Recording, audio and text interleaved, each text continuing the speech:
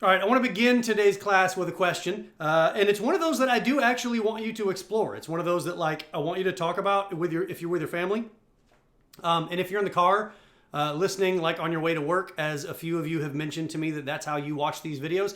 Awesome. I want you to think about this question and maybe even answer it out loud. And people who drive past you will think you're crazy because you're talking to yourself, but you're not. You're talking to me. So here's the question. You ready? It's a good one. At least it's an interesting one. I don't know about good. It's an interesting question. So here's the question. Are you ready? How many ordinary people can you name who became nationally or culturally very well known or famous because a very bad moment of theirs was captured and then it was used as fuel for a cultural fight? Now, just to be clear about the people I'm curious about here, the people in the videos probably most likely did something wrong. These weren't innocent people who did absolutely nothing wrong, but what they did was broadcast across the social media globe, not because it was that bad or because it deserved that level of public shaming, but because it was just that clear on the video or on the tweet. It was such a great representation of somebody's cultural thing that they turned an ordinary person into this cultural figure because of something that was caught on video. How many of those videos can you name? How many of those people, maybe not names, but how many of those videos can you name? So I'll pause for you to discuss that amongst yourselves. All right, I can see that you're back. There are literally books written on the phenomenon that I just described. It happens all over the place in our culture. It happens almost every day in our culture. I read a really good book a few years ago on this phenomenon, and this is before it got to the point that it is now. It was a book called So You've Been Publicly Shamed. And it was written in the earliest stages of us doing this to each other. It's become so pervasive. The habit that I just described has become so pervasive that there are people amongst us who float around in the world instigating confrontation, trying to bait people into bad behavior, into shocking behavior, and sticking their phone in the person's face like this while they're doing it. Because they want to edit out all the baiting that they did, and they want to edit out all the things that they said to make the situation worse. And the camera that's doing this is going to catch the person behaving poorly. That happened to me, oddly enough, a year or two ago. April and I were on George Bush on the tollway. And I guess I was following too close behind the car in front of me. Guilty. I honestly didn't realize I was driving as closely behind them as I guess I was, because she gave me that one finger salute that some of us have gotten on the road. And here's the interesting thing. So she moved over, gave me that one finger salute. And then as we passed the lady, I noticed something. And April was in the car with me. The passenger lady, there were two of them. The passenger lady had her phone out like this, videoing me, because I guess she thought I was going to give it back, or that I was mad, or that I think she thought she was about to catch me doing something. The only reason this story I remembered the story is because I thought it was so odd that this woman had her phone up, and April was like, why was she recording us? And as we talked about it, I said, she gave me the bird as we were on the road. I said, I guess I was following too close behind her.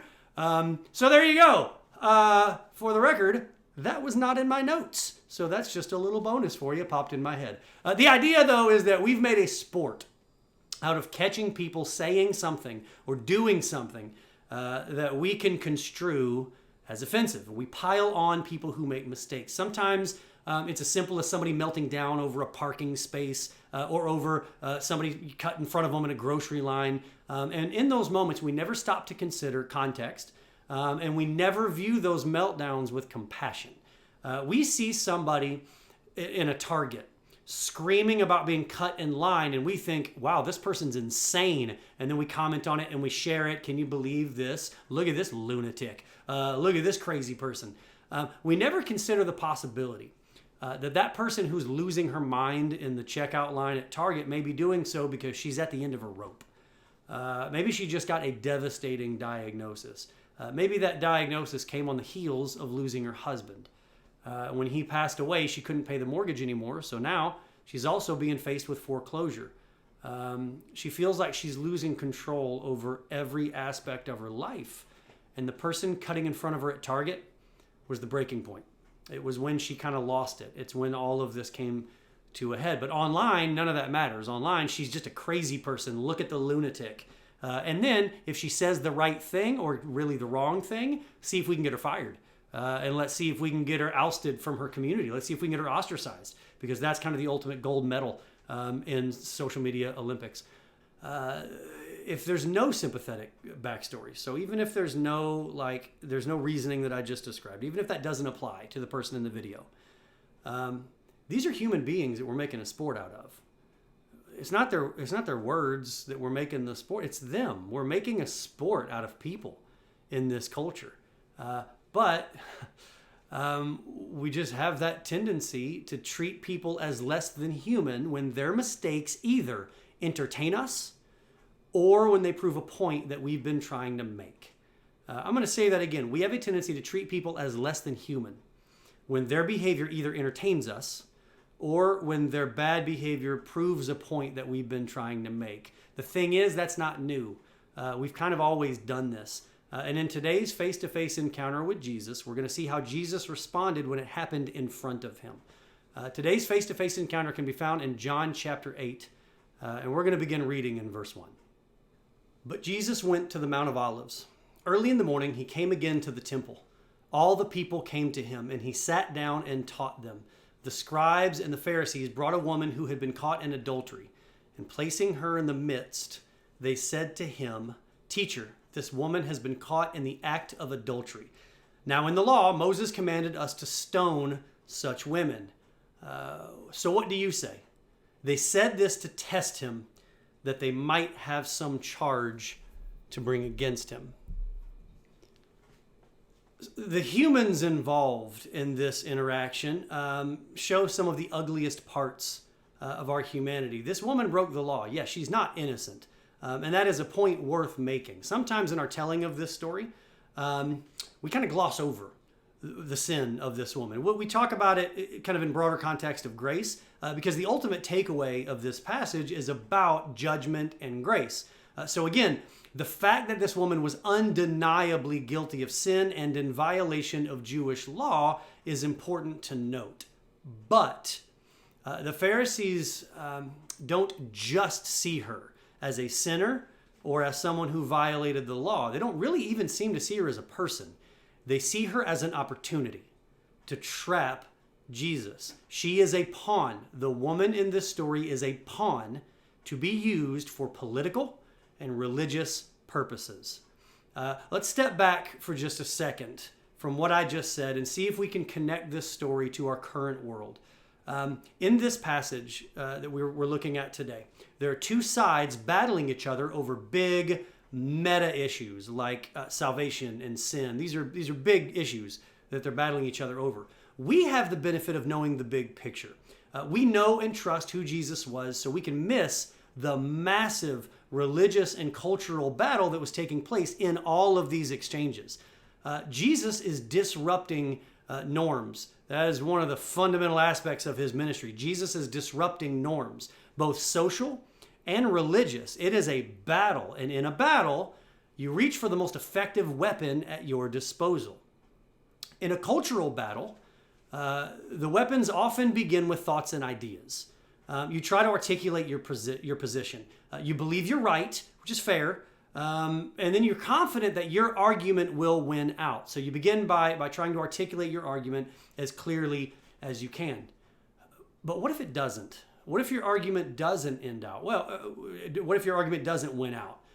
Well, rather than seeing that as possible evidence that your argument just doesn't hold up as well as you want it to, you just look for a bigger weapon. Thoughts and ideas didn't work. So now I'm going to move on to insults and accusations. My voice will get louder because in lieu of effective words, we'll try loud words. So we're escalating now. We're using bigger weapons to fight a battle because we refuse to recognize that the reason we're losing the battle may be because we're not right. So we'll just swing those bigger weapons. But when that doesn't work, so now we've escalated, we've started using insults, we've gotten noisier. When that doesn't work, we start getting desperate. So then we start using actions. Maybe we punch a wall. Maybe we storm out of a house. Maybe this happens within a marriage. We storm out of a house. If the audience is big enough that we're trying to change their viewpoint and they don't seem to be listening to the things we're screaming, maybe if the audience is a cultural audience, maybe we'll break some windows. Maybe we'll do some things like that where we escalate this to another place. Eventually, though, when our arguments just aren't working, we have a really nasty habit as a culture, and we have a really nasty habit as human beings. We start to weaponize other human beings. We parade human beings into the public square for their misdeeds so that they can be publicly ridiculed, not because they inherently deserve that kind of treatment, but because we're trying to make a point. And so whatever happens to them is completely irrelevant. It's the point that matters most. Their particular sin or their particular wrong fits perfectly into the cultural, political, sometimes religious point that we're trying to make. So we make sure everyone knows their name and their sin so that we can decide what should be done with them because they help us make a point. And it doesn't matter to us what happens to them as human beings. Just so I've said this is not because we have some deep commitment to justice for this person. We'll say that and we might even believe it sometimes. But the real reason that we're so committed to these moments and the real reason that we tend to weaponize people is because in them, we feel like we have a chance to score some points. And the only way to score some points is to take shots. And so that's what we do. Our culture right now uses human beings as weapons to make social and political points more now than I can even believe at times. People have always been flawed. We've always argued. We've always been broken. But now, if we see someone's flaws visibly, we see someone doing something that needs correction, we don't have the slightest instinct towards grace. It's not compassion. We don't even think about avoidance in those situations. Our instinct oftentimes is to get our phones out and record them so we can post to our friends or to our social media sphere how crazy these people are so that they can be appropriately shamed. We will especially do this if what they're doing confirms a particular belief or bias that we have, or if it proves a point that we're trying to make. I'm going to say this plainly because I know I've used a lot of words to articulate a simple point. But here's what I'm trying to articulate. When it works to our benefit, when it serves to prove a point that we're trying to make, we don't see people as people, we see them as tools, and we use them as weapons.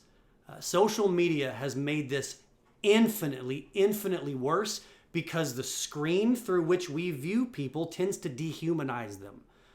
We don't view people on our phones. We don't view people in this world as humans. We view them as fictitious characters. Social media allows us to engage with very real people, but with no real world consequences. So not only are we not practicing empathy, and for the record, empathy is something that needs practice. We can go back to that some other time. But we don't practice empathy when we engage with social media in the world we're in now. We actually practice sociopathy, which is the absence of empathy. Because we don't feel for the people in our phones the way we would if they were standing in our presence. I want to say this to our entire world, our entire culture right now, but I know I'm speaking really to the few of you in the chapel class who engage with these videos. But maybe it's a message that we can carry with us, and maybe it's something that we can bring out into the larger culture as a whole. Before you use someone else's behavior or choices to prove a point that you really want to make, remember that you're dealing with a human being, a person, a living soul. They may have royally messed up. They may have done something really bad that you fundamentally disagree with, but they still deserve compassion. I'll remind you of the story of Peter cutting off the ear of Malchus. And one of the points that we made in that exploration was that we are given Malchus's name. And maybe one of the reasons we're given his name is because we are told to remember that when we attack people, we're attacking human beings with backstories and names and families, people who are good and people who are bad and people who are everything in between. These are human beings. with a nuanced life with good moments and bad moments. I say that because I think we forget that sometimes because we tend to view the world right now through our screens, and that's probably not good. But I want to go back to the text for just a second. Verse 6 says that the Pharisees did this, that they brought this woman to Jesus' presence and said, what are we going to do with her? And then they quoted the Mosaic law, that they did this to test Jesus. So why did they think that bringing this woman in front of Jesus would trap him? In their minds, Jesus had set himself above the law in the past, and they thought he might do it again. Back in chapter 5, there was a controversy over the Sabbath.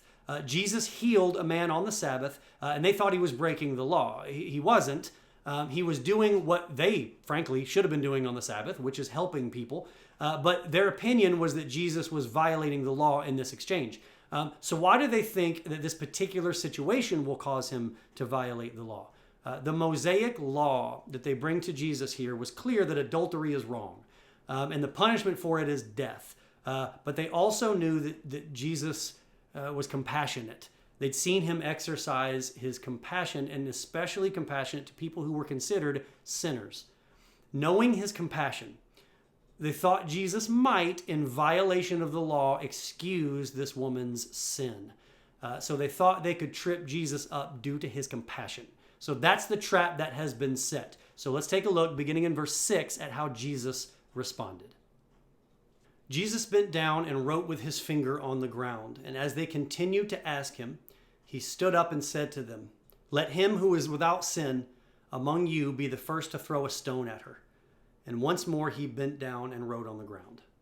Just a quick note, the mental picture, the mental image of Jesus writing on the ground, bending down and writing on the ground is a powerful image. It's probably something you remember from this story when you heard it, more than likely as a kid. We don't know why he wrote on the ground, and we don't know what he wrote. It may have been something profound. It may have been tic-tac-toe. It may have been a random doodle. I don't have any idea what he was writing on the ground.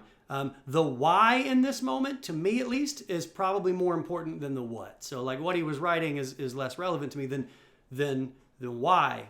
Why would this be in Scripture? Why would this moment in the story? It's there for a reason. This is the inspired Word of God. So why is this writing on the ground moment there? Personally, I believe that it's there for a very simple reason. That Jesus stooped down to write on the ground for a very simple reason. He wanted to give the Pharisees time to think. Jesus in this moment displays something that we would do well to remember. Think time is way more important than we give credit for sometimes. There is tension in this moment. Jesus is being confronted. There is death on the line. Death is a very real possibility for this woman. There's an angry mob, and in the face of that chaos, Jesus responds with calm intentionality. He stops to think and to give space for those around him to think as well. When things get tense around us, we often respond out of emotion and too quickly, often way, way too quickly. Think time is a precious resource. Use it. The fact that Jesus brings think time into this moment is probably way far down the list of valuable takeaways, but we're told he did it. We're told that for a reason. The fact that this moment is here, that he bent down and stooped on the ground, and there was obvious think time for the Pharisees standing in his presence, is there for a reason. And I think we would do well to try and benefit from that experience. So let's try to learn more from the rest of the story. We're going to pick up reading in verse 9. But when they heard it, they went away one by one, beginning with the older ones, and Jesus was left alone with the woman standing before him. Jesus stood up and said to her, "Woman, where are they? Has no one condemned you?" She said, "No one, Lord." And Jesus said, "Neither do I condemn you. Go, and from now on, sin no more." They've tried to trap him, and Jesus responds by ignoring their plan. I want to throw out there the fact that it's not surprising to me that the older ones left first. With maturity, hopefully, comes the ability to be introspective and to recognize you've got a lot of flaws. So I think that may be a little moment of that right there. But they tried to trap him. he responds by kind of ignoring their plan. He doesn't address the law at all, which was their plan, was to see how he was going to respond to this accusation. He doesn't address the law. He doesn't address the woman's condition. He doesn't address her sin, at least not to the Pharisees. And he does with her, but not to the Pharisees. He tells them, go ahead, stone her, with one condition. As long as you're not guilty of breaking the law. If you're not guilty of breaking the law, then cast that stone, go right ahead. And with that one statement, Jesus shines a light on their sin. Only Jesus could have cast that first stone, but of course he didn't. They all slink away, none of them wanting to stand before Jesus and claim to be sinless. I want to go back to our point from just a few minutes ago, from where this video started. We tend to use people as weapons with very little regard for the fact that they're people, that they're human beings. I told you that even when people behave in ways that you fundamentally disagree with, they still deserve compassion. One of the reasons for that is that someday you will be the one who needs compassion. And for many of the people who have been publicly shamed in our culture, the biggest difference between them and a lot of other people is who saw it. That's it. We've all had moments we're not proud of. Remember that the next time you feel like pointing out someone's flaws to prove a point, or more than likely, the next time you feel like retweeting or reposting on your Facebook page a video of somebody's worst moment because it proves your point. You may not have created the video, you may not have seen the moment, but if you participate in this by sharing that information out into the world, remember, for a lot of people, only difference between their bad moments and yours is somebody saw theirs. But for us, we all have moments that we would be mortified if they existed out into the world. So we need to remember that the next time we consider using human beings to prove our political, our social, or even our religious points. So the crowd in this story disperses, and Jesus has an important moment with this woman. And it, to me, is everything we've talked about so far with judgment and our perception, how we treat other people. That's all valuable stuff. I wouldn't have included it if it weren't valuable. But we're about to get into what I think is probably the most important takeaway from this story. Up to this point in this story, Jesus has done nothing that required any special authority. But what he's about to do demands unique authority. Jesus forgives this woman's sin. He tells her he will not condemn her. And who has a right to forgive sin? The only person who has a right to forgive sin, the only entity with a right to forgive sin is God. So Jesus does not ignore or excuse her sin. Because of the conflict that exists between Jesus and the Pharisees, sometimes we focus on that part because it's really dramatic. And we can miss the fact that Jesus absolutely confronted this woman's sin in a very direct way. And he did so because he came for sinners. Jesus acknowledges this woman's sin because that's who he's here for. He's here for sinners. So the biggest takeaway from this moment for me is this.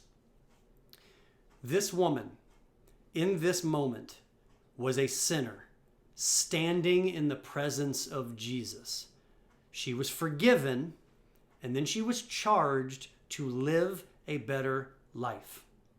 Jesus does not ask for the extenuating circumstances behind her sin. The woman doesn't argue her case. She doesn't really have a lot to say at all. She answers Jesus' question, and he gives her grace. We are all sinners standing in the presence of God. We receive his grace not because we've earned it or because we pled our case well enough. We receive his grace because God offers it. That's it. But this moment shows us what the gift of grace looks like once we get it. This undeserving sinner gets the grace of God and then is told to leave her life of sin. Grace is amazing. Grace is beautiful. Grace is a gift. But receiving God's grace isn't permission to continue to live however we want. With this woman, Jesus doesn't give her a license to keep sinning. He gives her a reason to stop. He's done the same for you and for me. He doesn't give us a license to keep sinning. He doesn't give us a license because he'll forgive us. He doesn't give us a license to continue living in ungodly ways. He gives us a reason to stop living in ungodly ways. So let's today start treating God's gift as the life-altering gift that it is, and start treating his people with the compassion that he so readily gave. That's my prayer for you, and that's my prayer for our culture today.